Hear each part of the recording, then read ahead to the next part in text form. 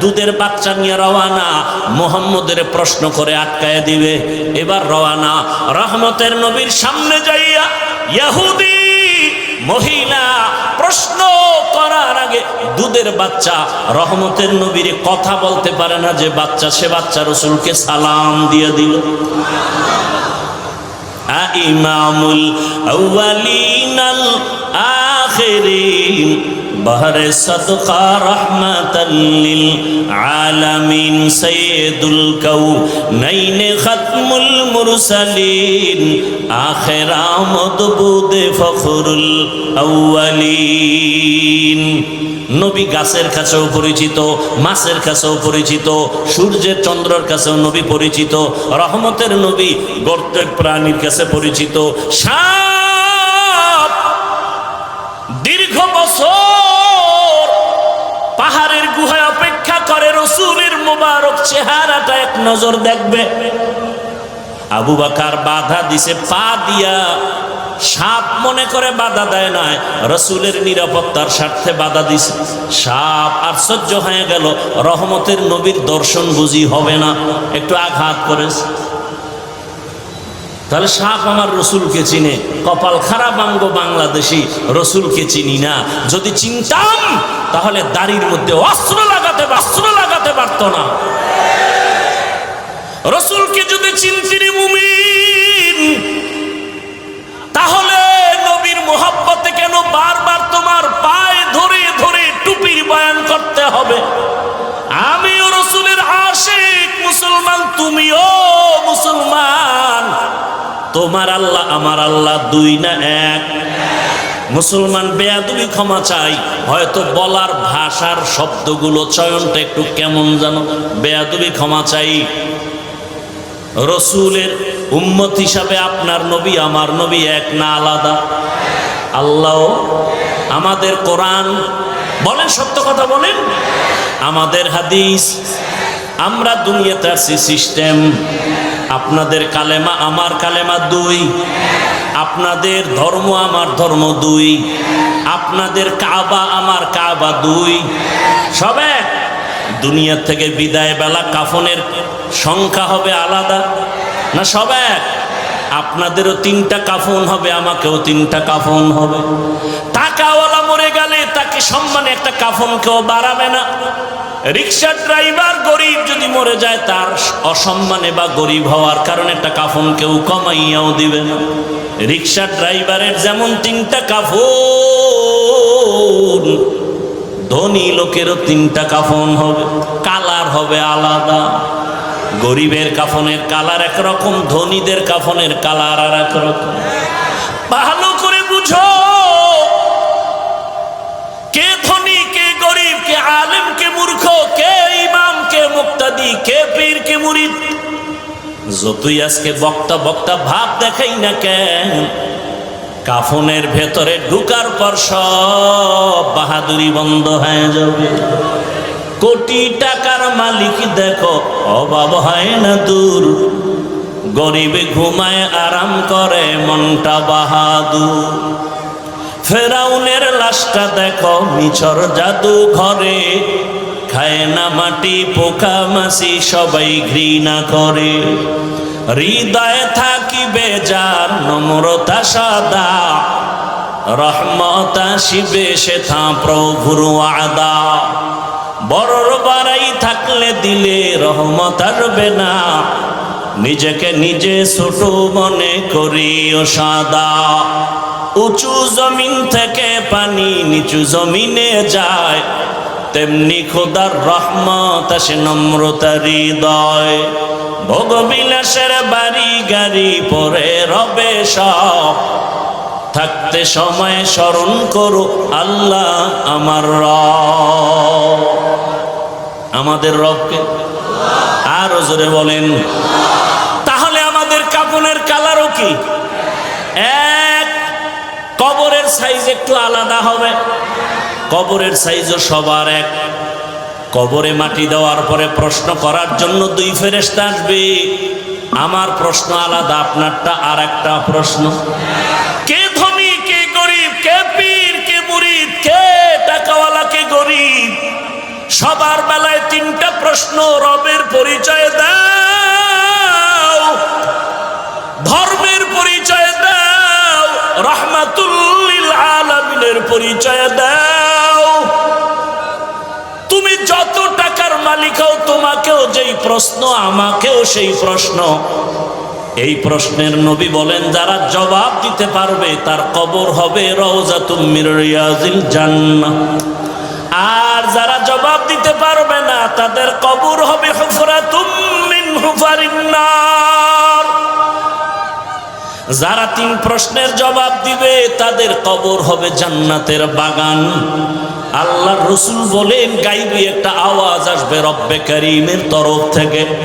রব বলবেন, ফেরেশতা আমার বান্দাকে কষ্ট দিস না, জান্নাতের বিছানা কবরে বিছায়া দাও। আমার বান্দার কবরকে প্রশস্ত করে দাও, জান্নাতের সাথে দরজা করে দাও। আমার ভালোবাসার বান্দা দুনিয়াতে গরমকে উপেক্ষা করে নামাজে দাঁড়ায় গেছে। আল্লাহর মোহাব্বতে বান্দা নামাজ ছাড়ে নাই, তেলাওয়াত ভুলে নাই।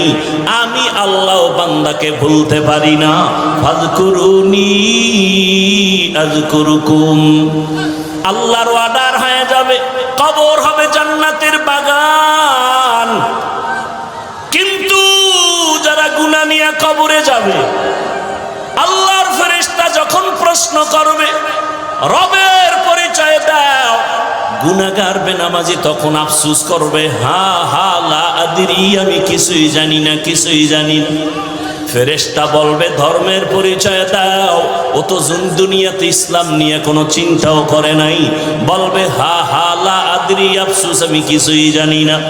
আবার যখন বলবে রহমতের নবীর চিনুনি, জীবনে তো রহমতের নবীর সুন্নতের আমল করে নাই, মেসওয়াকের আমল নাই, দস্তরখানের আমল নাই, নিজেও দাড়ি রাখে না, অন্যে রাখে পছন্দ করে না, নিজেও হালাল খায় না, অন্যে খায় পছন্দ করে না। রহমতের নবীকে দেখে চিনবে না, বলে চিনি না আমি, হা হা লা আদরি। আর সাথে সাথে রব্বে কারীমের তরফ থেকে গায়বী আওয়াজ আসবে।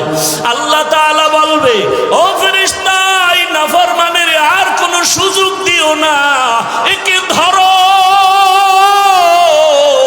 এর আর সুযোগ দিয়া কোনো লাভ নাই, একে ধর। আমার দেওয়া পানি, আমার দেওয়া বাতাস, আমার দেওয়া সূর্যের আলো, চাঁদের আলো, আমার দেওয়া জমিনের ফল খাই, ফসল খাইলো, গাছের ফল খাইয়া, নদীর মাছ খাইয়াও বান্দা আজান শুনে মসজিদে যায় নাই। আলেম ওলামারা নামাজের দাওয়াত দিত, নামাজ পড়ে নাই, বরং বাহাদুরি করত, নামাজ পড়ে কোনো লাভ নাই, রোজা রাখিয়া কোনো লাভ নাই। আমি আল্লাহ এত অন্যায় করার পরে দুনিয়াতে কিছু বলি নাই। আমার মোহাব্বত বাদ দিয়া আলেম ওলামাদের গালাগালি করত, নিজেও পর্দা করত না, যারা পর্দা করত তাদের গালাগালি করত। আল্লাহ বলবে, ফেরেশতা, একে আর কোনো ছাড় দিয়া লাভ নাই, এর কবরটাকে দুই দিক থেকে এত জোরে চাপ দাও, এর কবরটা জাহান্নামের সাথে রাস্তা বানায় দাও। আল্লাহর অর্ডারে কবরটা জাহান্নামের আগুনে ভরে যাবে। আল্লাহ বলবে, রে কবরের মাটি, এই গুনাহগার নাফরমানের জোরে জোরে চাপ দাও। এত জোরে চাপ দিবে, বেঈমান নাফরমান বেনামাজির এক পাজরের হাড় আর এক পাজরের সাথে ঢুকে যাবে, আর সাপে আঘাত করা শুরু করবে। ওরে কারো কবরে 99টা সাপ, কারো কবরে 70টা সাপ আসবে। ও আমার কলিজার যুবক বাবারা, ও বৃদ্ধ বাবাজিরা, ও পর্দার আড়ালের মা বোনেরা, একটু আগে আপনারা নিজেরাই স্বীকার করলেন আপনার আল্লাহ, আমার আল্লাহ এক, নবী এক, কোরআন এক, কাবা এক, ধর্ম এক, কালেমা এক, কাফনের কালারও এক, কবর এক, প্রশ্ন এক। তারপরও কেন আপনাকে টুপির বয়ান করতে হবে? আপনাকে কেন পর্দার বয়ান করতে হবে? আমি টুপি খুলতে চাই না, আর আপনি টুপি দিতে চান না, আমি দাড়ি কাটতে চাই না আপনি রাখতে চান না, আমি মসজিদে না ঢুকলে কষ্ট পাই আর আপনার ঢুকতে গেলে কষ্ট লাগে, বুঝি না আমি ভুলে আছি নাকি আপনারা ভুলে আছেন। এরপরেও তো পাও ধরে ধরে ওলামায়ে কেরাম আপনাদের বুঝায়, এত বিরোধিতা করেন তারপরও কোনো ওলামায়ে কেরাম গালি দেন না। আরে সরকারি চাকরি করে, বেসরকারি চাকরি করে যারা দৈনিক 8 ঘন্টা ডিউটি, মাসে 20,000 টাকা বেতন পায়, নিম্নে আরো কত বেশি পায়, আবার বিভিন্নভাবে আরো ইনকাম আছে, কিন্তু একবারও কি ভাবছেন বিবেক দিয়া একজন আলেম মসজিদে ইমামতি করতে গিয়া 24টা ঘন্টায় ডিউটি করে, বেতন 10,000, গ্রাম এলাকায় 5,000-এর বেশি দেওয়া হয় না, তাও মাসে মাসে ক্লিয়ার না। একজন ইমাম 24 ঘন্টা 12 মাস ডিউটি করিয়াও বেতন ঠিক মতো না পাইয়া কোনো দিন ইমাম কোনো কমিটির বিরুদ্ধেও বলে না, বরদোয়াও করে না, বরং মোনাজাতে চোখের পানি ছেড়ে দোয়া করে, হে মালিক এলাকায় শান্তি দাও, ব্যবসায় বরকত দাও, কবরওয়ালাদের জান্নাত বানায় দাও, অসুস্থ রোগীরে সুস্থ বানায় দাও। ওলামায়ে কেরাম এত কষ্ট করিয়া নিঃস্বার্থভাবে আপনাদের পেছনে দৌড়ায়, ও আল্লাহর বান্দারা, এরপরও যদি আলেমের কথা না শুনিয়া বিরোধিতা করিয়া কবরের বিছানায় পড়িয়া যান, আল্লাহর অর্ডার হয়ে যাবে জাহান্নামের ফেরেশতাকে ধর, ওরে আমি এদের আর কোনোদিন ছাড় দিব না, এদেরকে কিয়ামতের দিন টানতে টানতে জাহান্নামের দিকে নেওয়া হবে। আর অর্ডার হবে, ওয়াসিকাল্লাযীনা কাফারু ইলা জাহান্নামা যুমারা হাত্তা ইযা জাউহা ফুতিহাত আবওয়াবুহা ওয়া ক্বাল, আল্লাহ তাআলা জাহান্নামের অর্ডার করবে, কে ধরে নাও। কিয়ামতের ময়দান এমন কঠিন ময়দান হবে। আম্মা জান আয়েশা বলেন, একদিন দেখি রহমতের নবী আমার হুজরায় বসে গুনগুন করে কান্না করেন। আমি আয়েশা ভয় পেয়ে গেলাম, বুঝি আমার বেয়াদবি হয়ে গেল। আমি গিয়ে জিজ্ঞাসা করলাম, ইয়া রাসূলুল্লাহ আপনি কাঁদেন কেন? মায়ার নবী কয়, আয়েশা আমার যখন খাদিজার কথা মনে পড়ে চোখের পানি ধরে রাখতে পারি না রে আয়েশা। ওরে আরবের মানুষ আমাকে যখন তাড়াইয়া দিত, ওরে আমার জন্মভূমিতে থাকতে দেয় নাই, ওই সময় আমার খাদিজা আমার জীবনের বড় সফলতার চাবি হয়ে আসছে। ও আয়েশা, খাদিজার কথা মনে যখন পড়ে চোখের পানি ধরে রাখতে পারি না, আর যখন হাসরের ময়দানের কথা মনে পড়ে কান্না করি। কেন ইয়া রাসূলুল্লাহ? আল্লাহর নবী বলেন, ও আয়েশা হাসরের ময়দানটা তো কঠিন,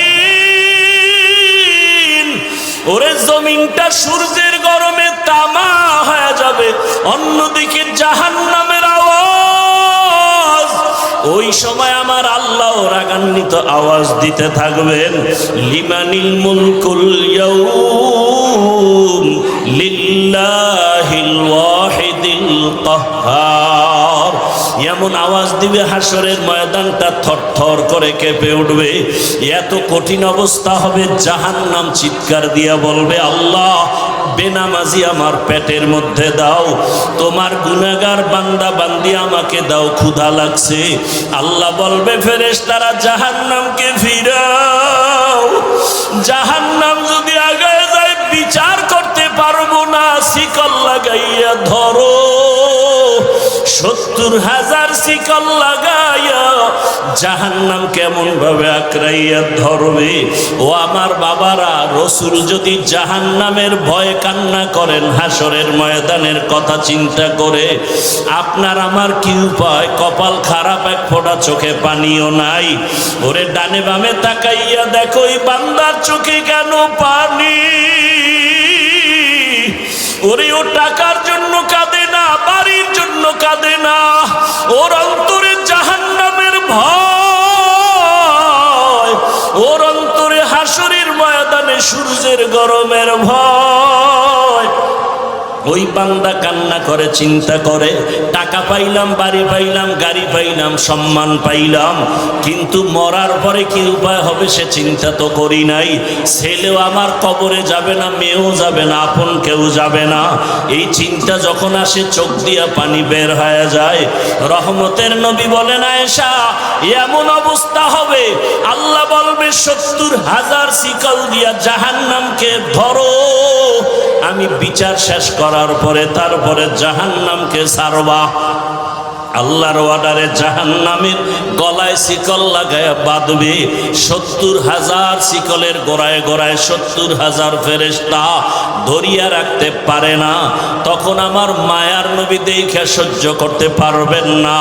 মায়ার নবী দেখবে মুসা নবীর কান্না, ঈসা নবীও কাঁদবে ওই হাসরের মাঠে। ইব্রাহিম নবীর কান্না, ঈসা নবীর কান্না। আম্মা জানকে নবী বলেন, আয়েশা তখন আমিও কান্নায় পড়ে যাব।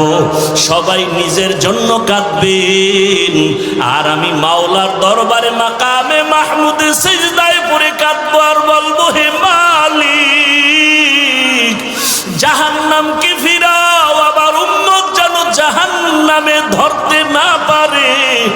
আমার আল্লাহ তখন বলবেন, নবী মাথা উঁচু করেন, আপনি কাঁদবেন না, আমি আপনাকে কান্না করার জন্য পাঠাই নাই। তখন নবী বলেন, আল্লাহ কুদরতিভাবে একটু পানি দিয়া জাহান্নামকে বলবে, ফেরেশতাকে বলবে জাহান্নামের ছিটাইয়া দাও। আল্লাহর কুদরতি হাতের পানি নিয়ে যখন জাহান্নামে ছিটায় দিবে, জাহান্নামটা পেছন দিকে দৌড়াতে থাকবে। ফেরেশতারা বলবে, আল্লাহ এমন কি পানি দিলা, 70,000 শিকল দিয়া যেই জাহান্নামের ধরে রাখতে পারি না, এমন কি পানি দিলা যে জাহান্নাম পেছনে ভাগতেছে। এটা কি জমজমের পানি নাকি আবে হায়াতের পানি নাকি কাউসারের পানি? আমার আল্লাহ বলবে, না রে ফেরেশতারা, জমজমের পানিও না, কাউসারের পানি